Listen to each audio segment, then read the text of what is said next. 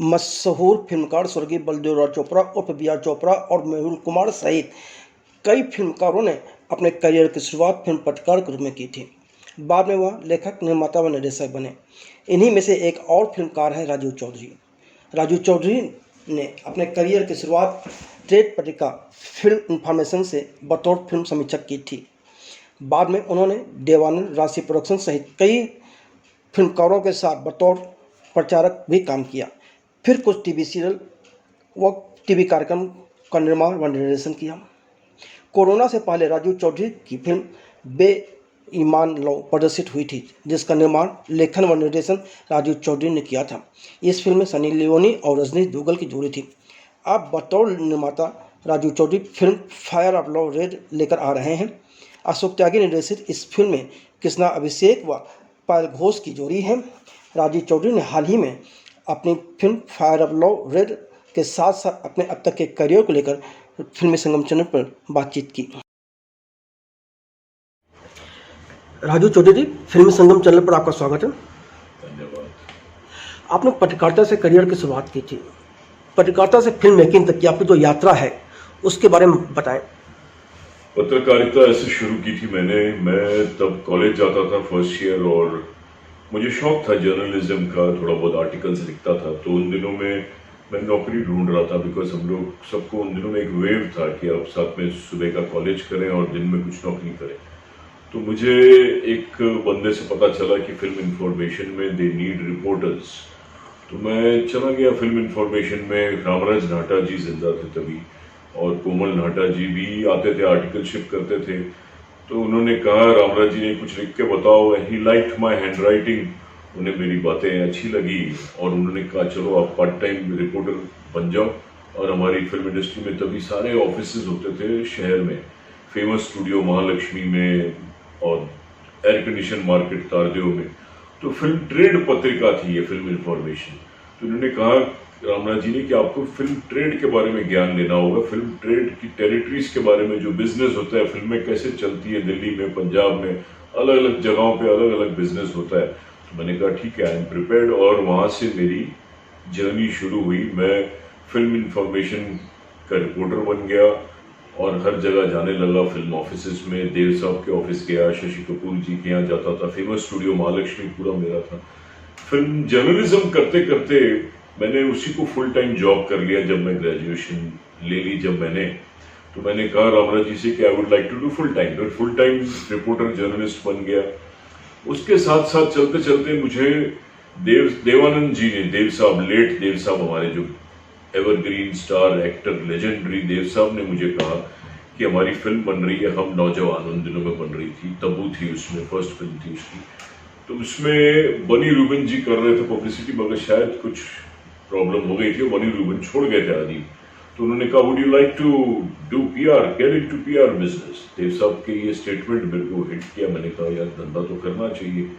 मैंने बोला yes sir, I love to. मैं एडमायर करता था देव साहब को, बहुत चाहता था। I used to love going to his office. तभी नवकेतन का ऑफिस था खीरा नगर, सेंटा क्रूज में, और वो पहला आउटडोर उन्होंने मुझे दिया, क्योंकि बनी रूबन जी जो बहुत बड़े पीआरओ थे, नवकेतन की सारी फिल्में करते थे, वो छोड़ के चले गए थे उस फिल्म को। तो मैं लेके गया पूना, फर्स्ट आउटडोर मेरी पब्लिसिटी का था, जिसमें काफ़ी फिल्म के मशहूर, क्योंकि मैगजीन्स चलती थी तभी, प्रिंट मीडिया था। तो वो उससे जो सक्सेस और कॉन्फिडेंस मिला, मैंने पूरा फेमस स्टूडियो महालक्ष्मी जहाँ जहाँ लाता था सब प्रोड्यूसरों को मैंने अपने क्लाइंट बना लिया और मैं पब्लिसिस्ट बन गया। फिर उसके बाद भप्पी सोनी जी ने हेल्प की मेरी, ओपी रनन साहब जिंदा थे, उन्होंने अपनी फिल्म प्यास मुझे दी एंड कैंपेन करने। फिर संजय खान साहब की काला धंधा गोरे लोग। फिर पप्पू वर्मा जी मेरे अच्छे दोस्त बन गए, पड़ोसी थे। संजय दत्त की फर्स्ट फिल्म थी आने के बाद, जब वो ड्रग के ट्रीटमेंट के लिए गया था, जान की बाजी फिल्म थी, वो की। उसके बाद मुझे मौका मिला राजश्री प्रोडक्शन से पीआर करने का, पब्लिसिटी का मुझे ऑफर आया राज बाबू का। राज बाबू मुझे मिले, सूरज बाबू भी मिले, गुप्ता जी थे, सबने मेरे को अपॉइंट किया। फिल्म बाबुल उनकी एक बन रही थी नदिया के पार के बाद। नदिया के पार बहुत बड़ी हिट हो गई थी। गोविंद मुनीस जी डायरेक्टर थे, उसके बाद गोविंद मुनीस जी का ये सब्जेक्ट उनको पसंद आया था और बाबुल फिल्म शुरू हुई थी। तो उसमें ज्ञान शिवपुरी जो एनएसडी के पास्ड आउट एक्टर थे, बड़े फेमस एक्टर थे स्टेज के, थिएटर के, जो हिमानी शिवपुरी के हस्बैंड भी लेट गुजर गए अभी, वो हीरो थे। साथ में आकाशदीप था रोमांटिक लीड में विद उपासना खोसला, और गोविंद मुनीस जी डायरेक्टर थे। तो वो फिल्म मैंने की और राजश्री से मेरा घर का संबंध हो गया। दे लव्ड माय वर्क और मैं एक फैमिली मेंबर की तरह बन गया। उसके बाद राजश्री प्रोडक्शंस की आई फिल्म मैंने प्यार किया, तो नेचुरली मेरे पास ये आनी थी। सूरज बरजातिया ने डिस्कस किया मेरे साथ, राज बाबू ने डिस्कस किया, सलमान नया नया आता था। हमने सलमान को सिलेक्ट करने में भी हमारा बहुत बड़ा रोल रहा है, क्योंकि राजश्री में हम सब फैमिली की तरह काम करते हैं। तो काफी शो जो थे उनके स्क्रीन टेस्ट, उसमें दीपक तिजोरी जी का एक स्क्रीन टेस्ट था जो ऑलमोस्ट पास हो गया था। Deepak Tijori was a very good actor in for that sequence. और सलमान थोड़ा शर्मीला था, लेकिन he used to look extraordinary. उसकी जो लुक थी, उसकी जो फेस की हीरोइक चॉकलेटी फेस तो था ही, but he looked wonderful on screen. तो हमने सबने बोला भाई Salman is a better star for this film, and Salman was selected. Bhagyashree तो पहले ही सिलेक्ट हो गई थी।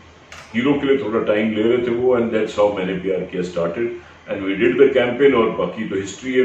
मैंने प्यार किया, मैंने देख के सेठ जी जिंदा थे, ताराचंद बंजातिया जी, तब मैंने उनको कहा था ये फिल्म सुपर डुपर ब्लॉकबस्टर होने वाली है। दिस इज माय लेटर उनको मैंने एक लिखी थी, क्योंकि मैं ट्रेड एनालिसिस करता था फिल्म इंफॉर्मेशन से। मैं उसको खरीदना भी चाहता था उस फिल्म को होम वीडियो के लिए, बट काफी लोगों को उस टाइम पे नहीं समझ में आई कि ये पिक्चर इतनी बड़ी हिट होगी, और बहुत बड़ी ब्लॉकबस्टर हुई। उसके बाद मैं थोड़ा इंडस्ट्री से अलग हो गया था, मैं चला गया था अमेरिका, क्योंकि मेरे कुछ पर्सनल रीजन से मेरी डॉटर का ट्रीटमेंट था। फिर मैं इवेंट्स का भी बिजनेस करता था, क्योंकि मेरी वाइफ क्लासिकल सिंगर है, उस्ताद अली अकबर खान साहब की बेटी है, तो वो क्लासिकल शोज करती थी।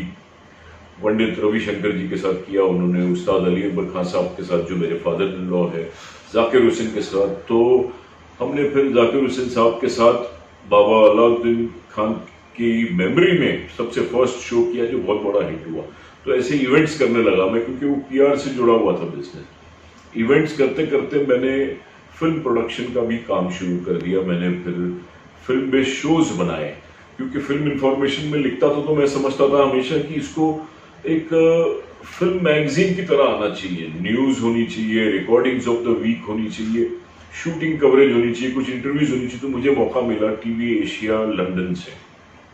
यूके में टीवी एशिया वाले शो बना रहे थे जिसका नाम था बॉलीवुड न्यूज। तो उन्होंने मुझे कहा कि हमारे पास कोई नहीं ऐसा, ये कॉन्सेप्ट अच्छा लग रहा है, आप बनाओ। तो मैंने उनके लिए फर्स्ट फिल्म न्यूज प्रोग्राम बनाया। लहरें भी नहीं शुरू हुआ था तभी, ना ही सुनील अग्निहोत्री का। I think I am the first one who started a film based show called Bollywood news for TV Asia London UK. तब मयूर, मास्टर मयूर, जो मुकद्दर का सिकंदर में अमिताभ बच्चन का जिसने चाइल्ड आर्टिस्ट का रोल किया था, वो भी कुछ बनाता था, मगर उसका कॉन्सेप्ट अलग था। मैंने फिल्म ट्रेड की बातें शुरू कर दी, top 3 stars of the week वगैरह, और वो बड़ा हिट हुआ।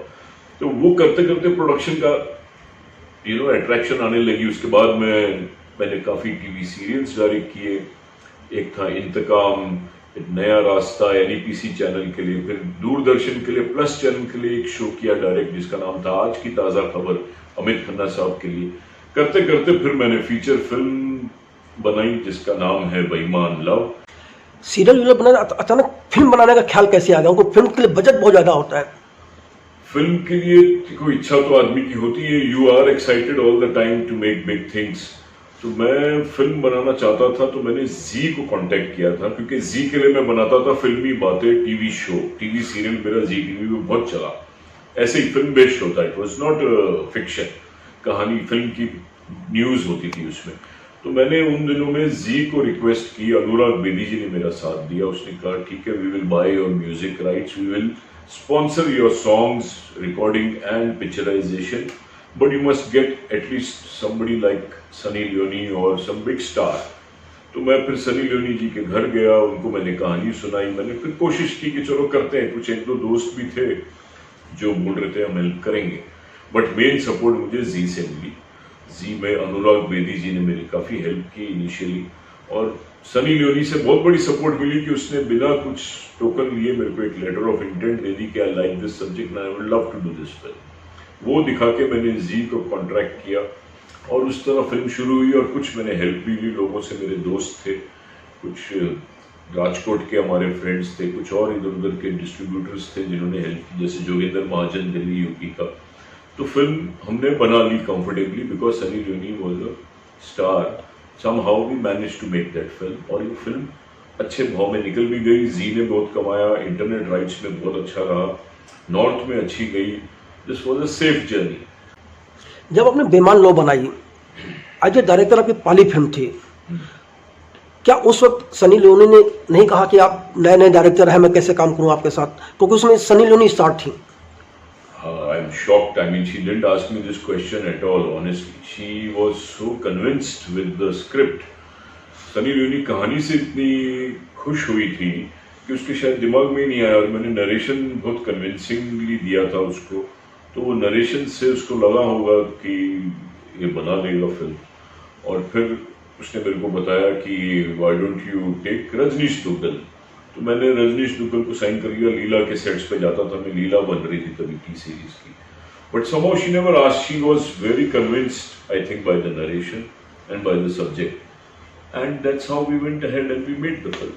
कोई प्रॉब्लम ऐसी आई नहीं उसकी वजह से। सनी लियोनी के साथ शूटिंग के क्या अनुभव हुए थे आपके? शुरू में तो बहुत अच्छा था, डेट्स का थोड़ा प्रॉब्लम होने लगा था बाद में, क्योंकि काफ़ी डिले हो गई। जब फोटो सेशन के बाद उन्होंने काफ़ी समय बाद डेट्स दी, मगर मैं वो सारा किस्सा भूल जाना चाहता हूँ। फिर बाद में कुछ जो सीन्स मैंने सोचे थे, जो लिखे थे, कहानी जिस तरह कंसीव की थी, तो कुछ थोड़े बोल्ड सीन्स भी थे, और सनी लियोनी को पहचानते हैं लोग उसकी बोल्डनेस से, बट उसके साथ साथ फिल्म में उसकी स्ट्रेंथ भी थी उस कैरेक्टर की। तो मुझे बोल्ड सीन्स, कुछ ग्लैमरस सीन्स काटने पड़े, क्योंकि डैनियल वेबर को शायद नहीं पसंद था। वो बोला नहीं, अभी हम आफ्टर मस्ती ज़्यादा रिलीज हुई थी और वो थोड़ा शायद सोच रहे थे कि हम अभी सनी लियोनी से ये इस तरह के ग्लैमरस रोल्स नहीं कराएंगे। तो मैंने उनको कहा, मैंने तो आपको पहले से ही कहानी सुनाई थी और बताया था कि ये सारे सीन्स हैं, but then he said no, you change it, कुछ और कर दो, कन्वर्ट कर दो। तो मुझे कुछ कॉम्प्रोमाइज़ करने पड़े। आई सेड ओके फाइन, क्यों नाराज़ करो आर्टिस्ट को, किसी तरह फिल्म को कंप्लीट किया जाए। तो मैंने चेंज किया, और ग्लैमरस सीन्स जो मुझे लगता था यूएसपी है सनी की, बट सनी लियोनी के शायद उन दिनों में ये महसूस हो रहा था उसके दिल में कि वो नेशनल अवार्ड विनिंग कुछ फिल्म करे, नेशनल अवार्ड विनिंग कुछ काम करे, और इस तरह का काम करना बंद कर दे। एक वेव आता है, हर इंसान का एक मूड होता है, तो वो मूड के दौरान हमारी फिल्म बन रही थी, and I had to cut a lot of scenes, modify the script, and somehow I managed to complete and release it. जब कलाकार के कहने पर कॉम्प्रोमाइज करना पड़ता है, तो एक फिल्मकार के रूप में आपको नहीं लगता फिल्म को नुकसान होता है? हाँ, नुकसान तो होता है, आपका जोश कम हो जाता है, आपके दिल में जो चीज़ें थी, जिस तरह आपने डिज़ाइन की थी फिल्म, वो कॉम्प्रोमाइज़ होने लगती है। आपको लगता है कि पैसे सब जगह से लिए हुए डिस्ट्रीब्यूटरों से, क्या करूँ मैं, क्या इसके ऊपर अड़ जाऊं और इसको फोर्स करूं कि कर तू जो तूने कमिट किया था, या कॉम्प्रोमाइज़ करके किसी तरह फिल्म कंप्लीट करके रिलीज करूं, क्योंकि प्रेशर होता है, कमर्शियल इकोनॉमिकल प्रेशर होता है, बिकॉज जी ने पैसे लिए हुए हैं, डिस्ट्रीब्यूटर से लिए हो, तो प्रोड्यूसर कॉम्प्रोमाइज़ कर लेता है मजबूरन, because he can not fight.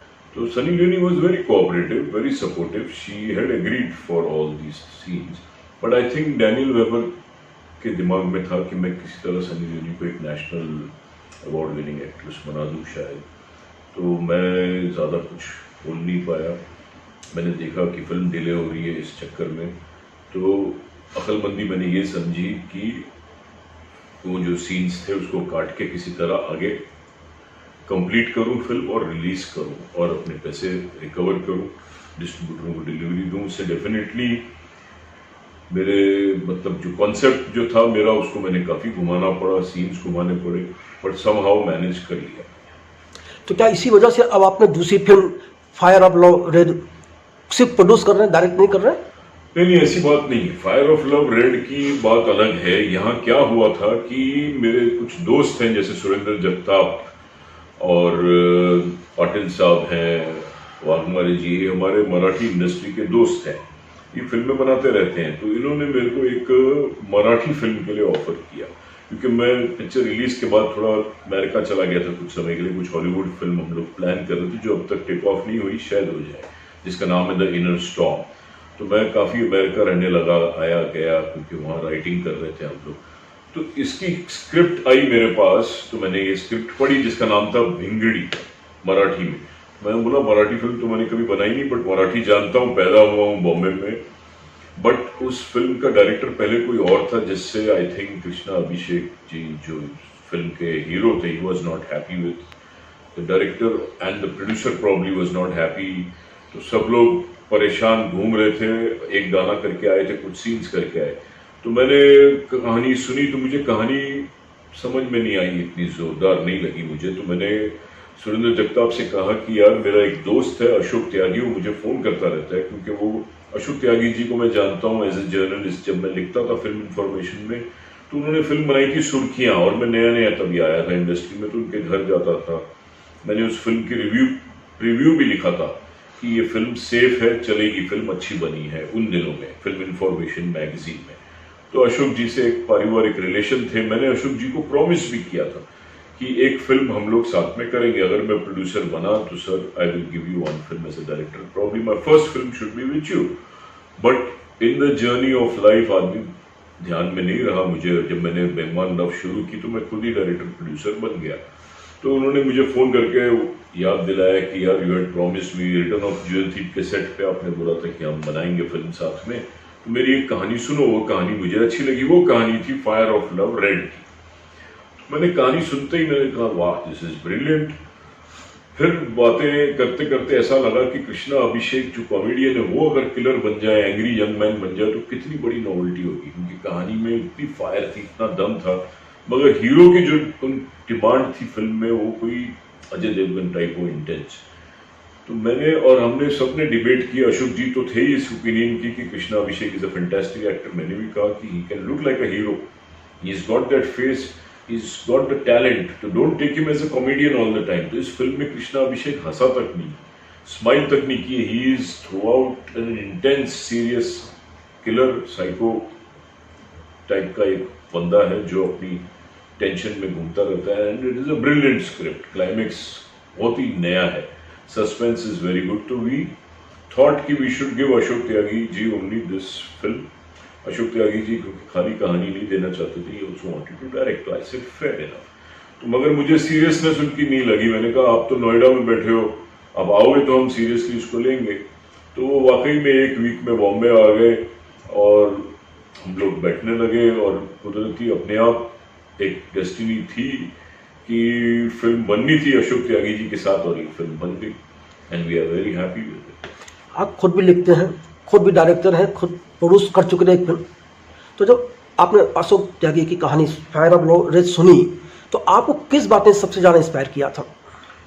Honestly मेरे को अशोक त्यागी जी की कन्विक्शन पे बहुत भरोसा आया, क्योंकि जिस तरह उन्होंने कहानी सुनाई, it was very confident and very appealing, और सब सीन्स हमको नजर आने लग जाते थे जब वो सुनाते थे। लेकिन dialogue was the main attraction. Ashok Tyagi ji is a wonderful dialogue writer, I should say. Director तो है ही अच्छे, but as a dialogue writer he is a winner. उनकी जो डायलॉग है इस फिल्म के हाईलाइट्स है। तो मैंने जब सारे डायलॉग सुने और जो कैरेक्टराइजेशन उन्होंने सुनाया, आई वॉज कन्विंस्ड कि this man will make a brilliant film and we should give him a free hand. And that's how, as a writer, as a director, मेरा उन्होंने दिल जीत लिया, मुझे कन्विंस किया। तो मैंने आगे मेरे पार्टनर्स को कन्विंस किया जो मराठी। मैंने कहा यार हम लोग मराठी फिल्म बाद में बनाते हैं, हिंदी बनाते हैं, हिंदी फिल्म में दम है। उसकी स्क्रिप्ट बनाते बनाते उसका बजट बहुत ज़्यादा था, बिकॉज मैंने कहा मैं नहीं बना सकूंगा सस्ते में, और ये हमको इकोनॉमिकली बन रही थी, इसका स्ट्रक्चर कंफर्टेबल लग रहा था। लॉकडाउन के दिन थे और हमने शुरू कर दी। That's how. कृष्णा अभिषेक आपके पास पहले से था, बाकी कलाकारों का चयन किस हिसाब से किया आप लोगों ने? कृष्णा अभिषेक तो हमारे पास था ही ऑलरेडी, हमारे प्रोड्यूसर्स के पास था जो मेरे पार्टनर्स हैं साथ में। कृष्णा अभिषेक अशोक जी को भी बहुत मानते हैं, रिस्पेक्ट करते हैं, अशोक जी का भी रिलेशन था। ये एक इत्तेफाक है कि कृष्णा अभिषेक हम सबके साथ संगम बन गया। एक अशोक जी भी लेके आए, हमने कहा हमारे पास ऑलरेडी है, तो एक बहुत बढ़िया मिश्रण हो गया। बट बाकी स्टार कास्ट जो फाइनल हुई उसमें पायल घोष हीरोइन जो फाइनल हुई वो बहुत सोच समझ के की गई, क्योंकि अशोकजीत को मॉडल टाइप की लड़की नहीं चाहिए थी। उनको लगता था कि हर लड़की कुछ पता नहीं सेम वैसी मॉडल जैसी लगती है, मेरे को कोई इंडियन फेस बताओ, कोई माला सिन्हा जैसी लगे या कोई मीना कुमारी हो या मधुबाला लगे। तो नरेंद्र गुप्ता जी हमारे एक दोस्त है, उन्होंने हमको बताया कि why don't you see Payal Ghosh.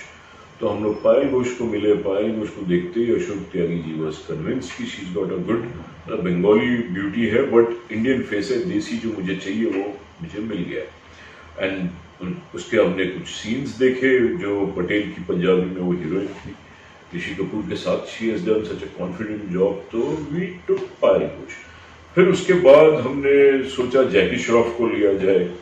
Ashok ji was keen in taking Jackie Shroff as the inspector.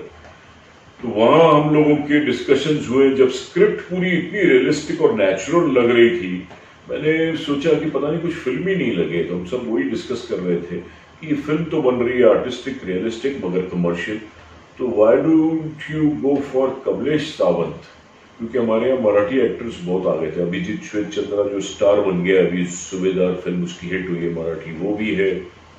Kanchan bore है जो मराठी स्टेज की अच्छी हीरोइन है, और भरत दाभोलकर है जो डॉक्टर बना है, जो बहुत ही मीन किस्म का, एंड में पता चलता है करप्ट डॉक्टर है।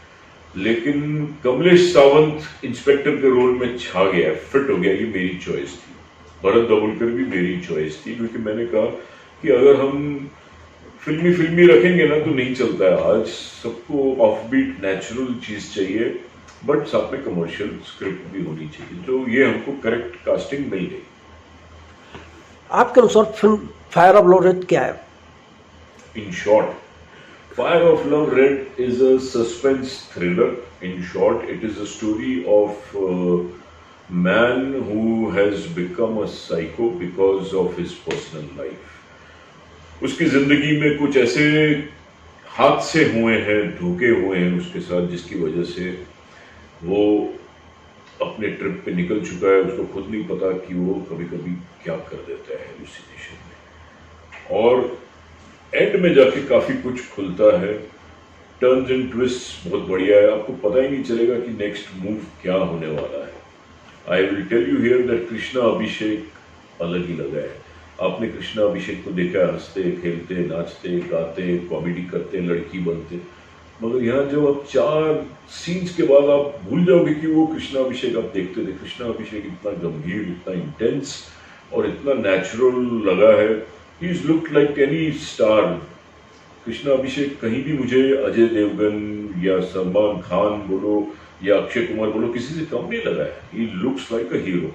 वो बात और है कि वो सब सुपरस्टार्स है, ये अभी भी कोशिश कर रहा है कि सिनेमा में भी अपना सिक्का जमाए, बट अभी तक वो टीवी स्टार ही है। But he has the potential of becoming a superstar. अगर वो सीरियसली ले अपना करियर, तो is got a good face, good personality, good voice, good dialogue delivery, an excellent actor है वो। आपने जैसा कहा कि फायर ऑफ लव की जो योजना बनी थी उसमें कोरोना का पीरियड था, लॉकडाउन का पीरियड था, तो उस वक्त आपने शूटिंग शुरू की या बाद में, क्या एक्सपीरियंस रहे? शूटिंग तो हमने शुरू की कोरोना के दिनों में ही।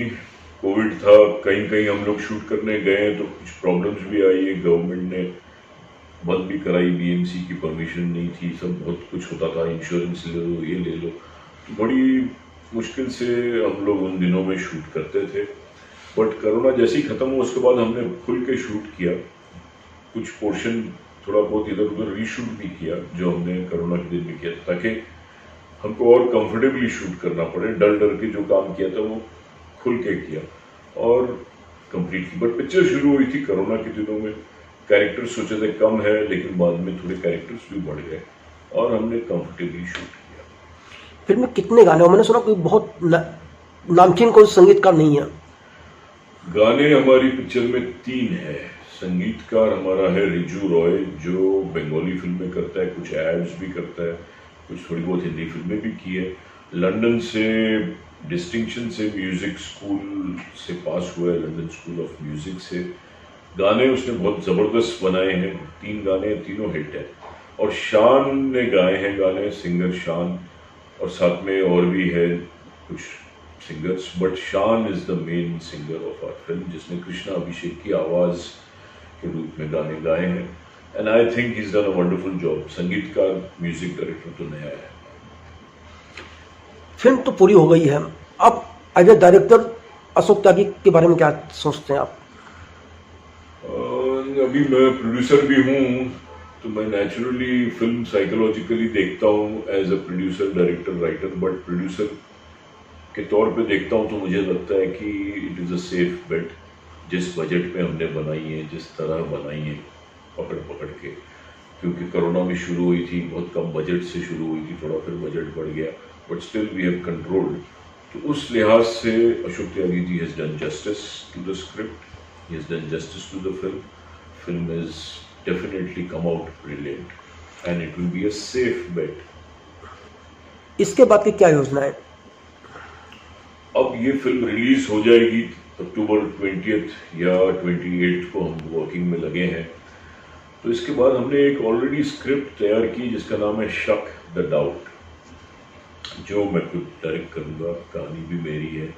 वो हम लोग प्लान कर रहे हैं लंदन में शूट करने की, start to finish. It is based in London. और एक सब्जेक्ट मैंने तैयार किया है जिसका नाम अभी तक नहीं दिया है, हो सकता है वर्किंग टाइटल बल द स्ट्रेंथ, बल मतलब बलवान वाला बल, जो कहानी कुछ पाकिस्तान में शूट होगी। पाकिस्तान मतलब हमारा पंजाब का किसी हिस्सा को हम पाकिस्तान बनाएंगे और लंदन से शुरू होती है, तो उस पर भी मैं वर्किंग कर रहा हूँ। तो ये दो फिल्में डेफिनेटली बाय नवंबर दिसंबर सेट पे, उसमें से एक फिल्म डेफिनेटली सेट पे चल जाएगी, but it will be produced and directed and written by me along with my partners. Rajeev Chaudhary ji, Filmi Sangam channel से बात करने के लिए आपका बहुत बहुत धन्यवाद। Thank you, I am very very happy to talk to you. Thank you.